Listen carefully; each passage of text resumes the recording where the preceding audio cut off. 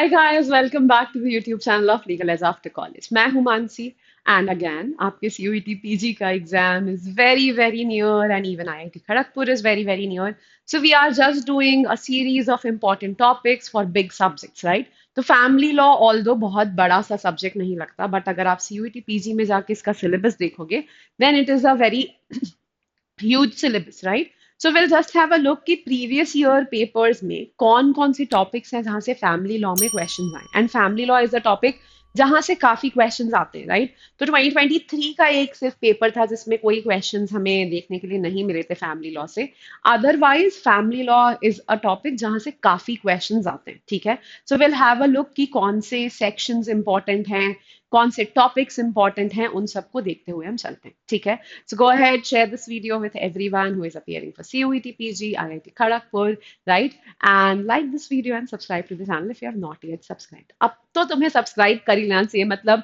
इतने वीडियोस इतना कंटेंट हम लोग तुम्हारे लिए लेके आते हैं तुम्हें चैनल को तो सब्सक्राइब कर ही देना चाहिए for all the LLM aspirants for government law officers इतना कंटेंट है यहाँ ठीक है चलो अब टॉपिक पे आ जाते हैं तो important topics of family law तो टॉपिक्स डिस्कस करने से पहले एक बार ये देख लेते हैं कि प्रीवियस ईयर पेपर्स में क्या पूछा गया ठीक है तो प्रीवियस ईयर पेपर में अगर मैं हिंदू लॉ की बात करूं तो क्वेश्चंस बहुत बार आए हैं आरसीआर से RCR of course is your restitution of ठीक है is related to restitution of conjugal rights section 9 of Hindu Marriage Act. Hindu Marriage Act per se is a topic जहां से बहुत questions आते हैं ठीक है तो हिंदू मैरिज एक्ट के आपके section number 5 is conditions of marriage 7 आपका रजिस्ट्रेशन ऑफ मैरिज से रिलेटेड है ठीक है सॉरी 7 आपका सेरेमनीज ऑफ मैरिज से रिलेटेड है 8 रजिस्ट्रेशन ऑफ मैरिज है 16 कस्टडी ऑफ चिल्ड्रन है 19 में पेटिशन बिफोर द कोर्ट है 24 इज रिलेटेड टू मेंटेनेंस ठीक है तो ये कुछ प्रोविजंस हैं जो हिंदू मैरिज एक्ट के रिपीटेडली पूछे गए अभी हम हिंदू मैरिज एक्ट को भी देखेंगे एक बार डिटेल में देखेंगे कि और कौन से प्रोविजंस हैं जो पूछे जा सकते हैं जो थोड़े इंपॉर्टेंट प्रोविजंस हैं ठीक है फिर मेंटेनेंस के ऊपर क्वेश्चंस तो वही 24 लेजिटिमेसी ऑफ चाइल्ड सेक्शन 16 ठीक सेरेमनीज ऑफ हिंदू मैरिज के ऊपर फिर क्वेश्चन तो दिस वाज सेक्शन 7 फिर डिवोर्स से रिलेटेड क्वेश्चंस हैं तो डिवोर्स से related questions so for divorce, the questions are of course related to section number 13,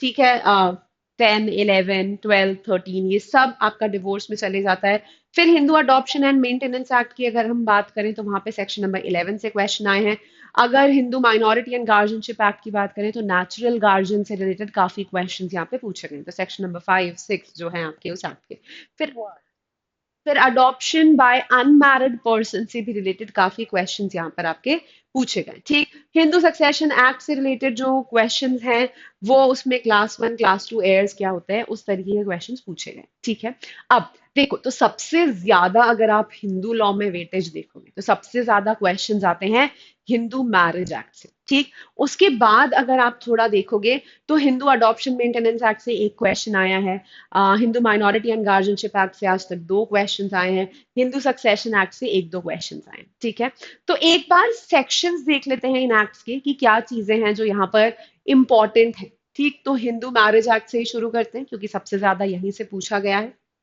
तो हिंदू मैरिज एक्ट में 5 इंपॉर्टेंट है इससे ऑलरेडी क्वेश्चन आ चुका है तो 5, 7 and 8 of course is important 5, 7 and 8 is important RCR important है इससे भी क्वेश्चन आ चुके हैं judicial separation section number 10 void marriages voidable marriages divorce तो 11, 12, 13 ऑल्दो 11 और 12 से अभी तक क्वेश्चन आया नहीं है but there is a big chance कि वॉइड मैरिजेस और वॉइडेबल मैरिजेस से इजीली क्वेश्चन आ सकता है ठीक है और डिवोर्स की अगर हम बात करें तो थ्योरीज ऑफ डिवोर्स पे भी क्वेश्चन आ सकता है तो irretrievable breakdown of marriage theory क्या है क्योंकि अभी अभी मतलब लास्ट ईयर बहुत सारे जजमेंट सुप्रीम कोर्ट के हैं जिसमें इरिट्रीवेबल ब्रेकडाउन ऑफ मैरिज की थ्योरी के ऊपर बहुत डिस्कशन हुआ है pertaining to section number 13B which is mutual divorce right तो कुछ ना कहीं पेपर में जो कंटेम्पररी जजमेंट्स या कंटेम्पररी लीगल एनवायरनमेंट में चल रहा है वो कहीं ना कहीं पेपर में रिफ्लेक्ट हो सकता है इसलिए थ्योरीज ऑफ डिवोर्स थोड़ा देख लेना। ठीक, फिर इसके बाद हम आएंगे तो यहाँ पे legitimacy of children which is 16। Also 14 मुझे लगता है, क्योंकि हिंदू मैरिज एक्ट से ज्यादा क्वेश्चंस पूछते हैं, इसलिए यहाँ पे थोड़ा सा हम ज्यादा पढ़ सकते हैं।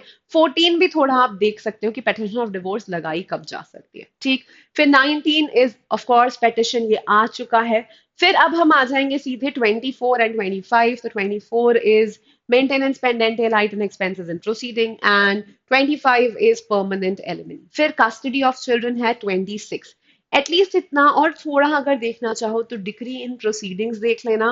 And proceedings will be in camera, तो इन कैमरा प्रोसीडिंग्स होती हैं जितनी भी फैमिली कोर्ट की प्रोसीडिंग्स होती हैं, और इनका पब्लिकेशन एज सच अलाउड नहीं होता है। ठीक, if you see this much in Hindu marriage act this will be sufficient, but at least इतना देख लेना। ठीक है, और यहाँ पर आपका सेक्शन नंबर 2, अगर आप किसी भी हिंदू, जितने भी आप हिंदू लेजिस्लेशन हैं उनमें से किसी का भी अगर सेक्शन नंबर 2 देख लोगे तो आपको एप्लीकेशन ऑफ एक्ट सारे सेक्शंस की सेम ही होती है, तो वो थोड़ा सा समझ में आ जाए।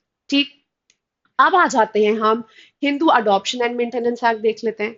Hindu adoption and maintenance act में कौन से प्रोविजंस हैं जो इंपॉर्टेंट है? तो Hindu adoption and maintenance act से बहुत नहीं पूछा गया है, पर फिर भी अगर हम देखें तो यहाँ पर section number 6, requisites of a valid adoption: capacity of a male to adopt, capacity of a female to adopt. So 6, 7, 8.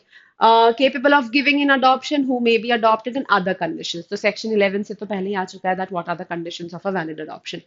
तो 6 to 12 which is effects of adoption, at least इतना आप यहाँ पे देखें। अडॉप्शन की अगर हम बात करते हैं, फिर मेंटेनेंस की अगर मैं बात करूँ तो maintenance of wife, maintenance of widowed daughter in law, children and aged parents, dependence is defined, and amount of maintenance. ठीक, इतना अगर आप देख लोगे then that is also all right. ठीक है, और मेंटेनेंस ऑफ डिपेंडेंस थोड़ा सा, तो 18 to 23 यहाँ पे। और ऊपर अगर हम बात करें तो आपका section number 6 to 12, at least like what hardly 6 sections here and 5 sections here, 10-11 sections हैं। इतना कर लोगे तो हिंदू अडॉप्शन मेंटेनेंस एक्ट हो जाएगा। Hindu minority and guardianship act की अगर मैं बात करूं, बहुत ही छोटा सा एक्ट है। ठीक है, बहुत इजीली हो सकता है, 4 पेजेस का एक्ट है। ठीक है, सेक्शन नंबर 6 से लेके सेक्शन नंबर 13 तक अगर पूरा कर सकते हो तो पूरा कर लो, 6 से लेके 13 तक।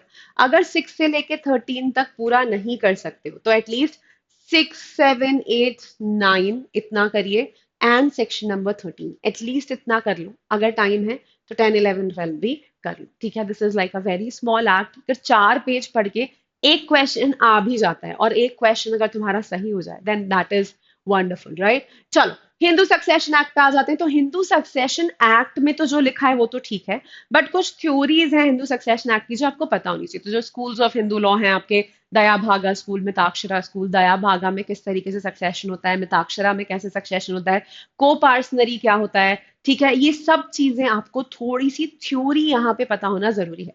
तो स्कूल्स ऑफ हिंदू लॉ, दया भागा, मिताक्षरा, कर्ता की क्या ड्यूटीज होती हैं, को पार्सनरी क्या होता है, सन को प्रॉपर्टी कैसे जाती है, डॉटर को प्रॉपर्टी कैसे जाती है, वो सब जो थियोरेटिकल चीजें हैं सक्सेशन से रिलेटेड अंडर हिंदू लॉ, उनको थोड़ा सा अच्छे से रिवाइज कर लेना। ठीक, अब यहाँ पर अगर हम बात करें सेक्शंस की स्पेसिफिकली, तो सेक्शंस में 5 act not to apply to certain properties, 6 is very very important, काफी important section, यहाँ से काफी questions बन सकते हैं।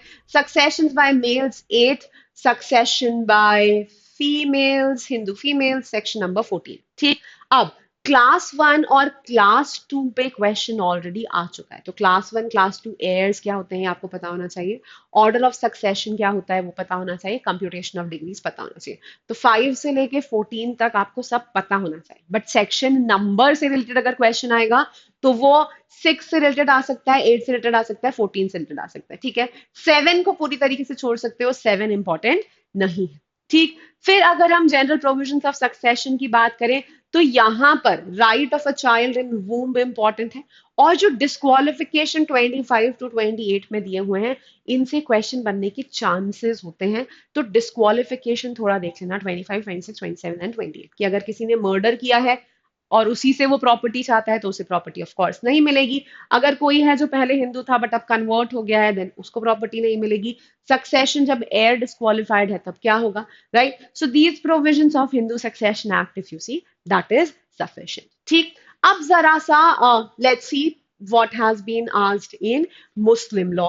तो अगर हम मुस्लिम लॉ की बात करें, राइट, सो मुस्लिम लॉ में of course questions have been asked from marriage. तो अगर मैं मैरिज की बात करूं, then what are the essentials of a marriage? ठीक है, फिर तीन टाइप की मैरिज होती है, वैलिड मैरिज, वॉइडेबल मैरिज। तो फासिद निकाह, सही निकाह, and that one more, right? तो वो तीन टाइप्स की मैरिज क्या होते हैं वो पता होना चाहिए। डावर का क्या प्रिंसिपल है? मेहर। तो मेहर की भी टाइप्स होते हैं, तो मुवज्जल मेहर होता है और एक और टाइप होता है, राइट? तो डावर का टाइप्स क्या होते हैं? मेंटेनेंस के क्या प्रोविजंस है मुस्लिम लॉ में? तो हस्बैंड वाइफ को मेंटेन करेगा तो कैसे करेगा? ठीक है, पेरेंट्स के मेंटेनेंस का क्या प्रोविजन है? मेंटेनेंस। ठीक, डाइवोर्स किस तरीके से होता है? तो तीन तरीके के आपके डिवोर्स होते हैं, तलाक हसन होता है, तलाक अहसन होता है।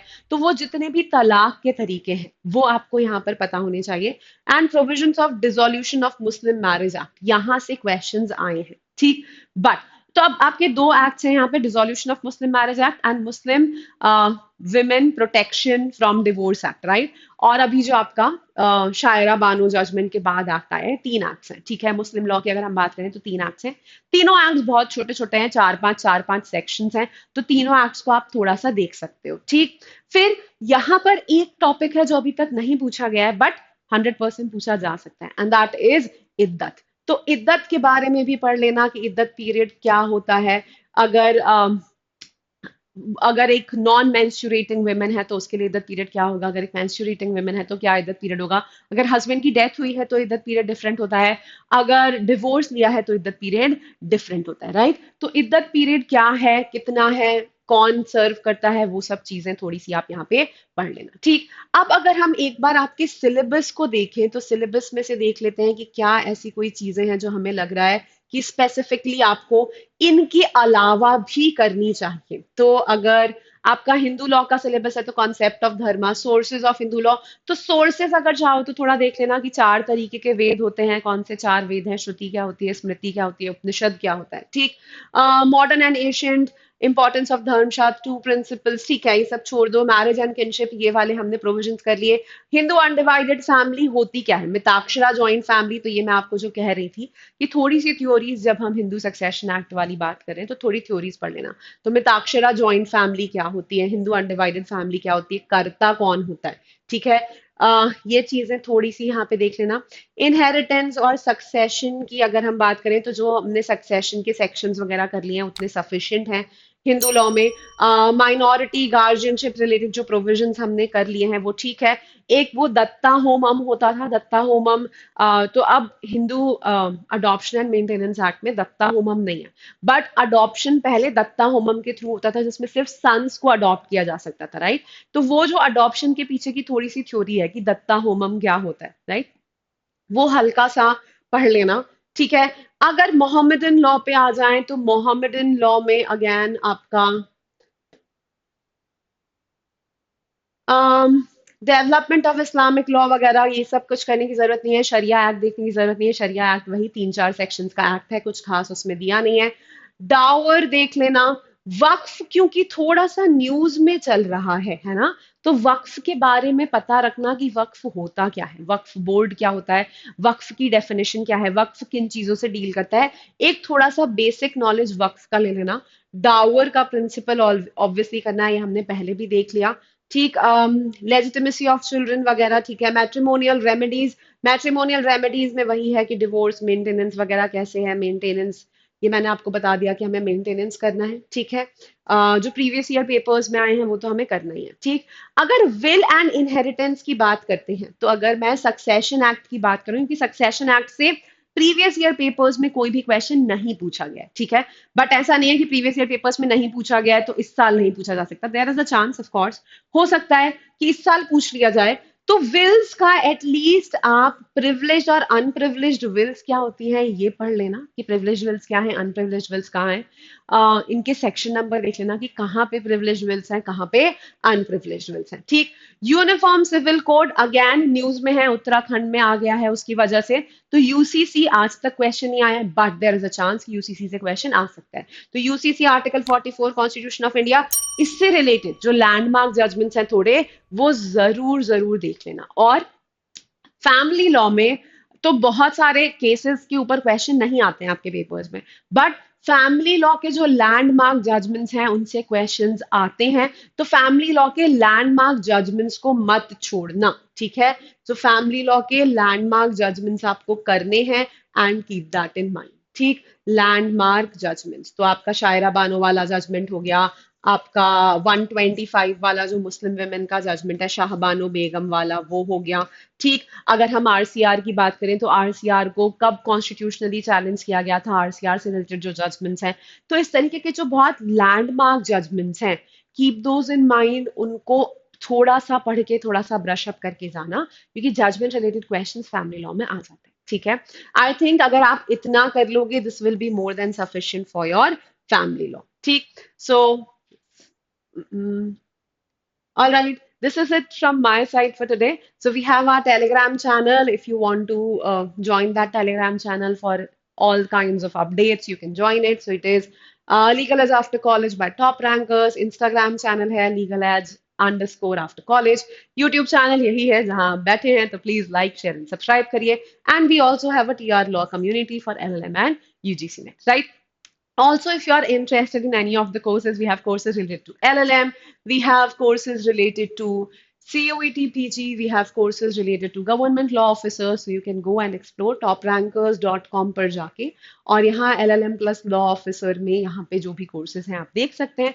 Also, because your exam is very near, तो COET PG और IIT खड़गपुर का exam बहुत पास है, and if you are still hunting for mocks और आपको mocks नहीं मिल रहे हैं, we also have a test series for you. तो यहाँ पर toprankers.com पे जाके टेस्ट सीरीज पे जाना है, and then over your law PG plus banking में this is CUET PG and this is IIT Kharagpur. So whatever exam you are interested in, you can click over there and you can explore the test series also. ठीक है।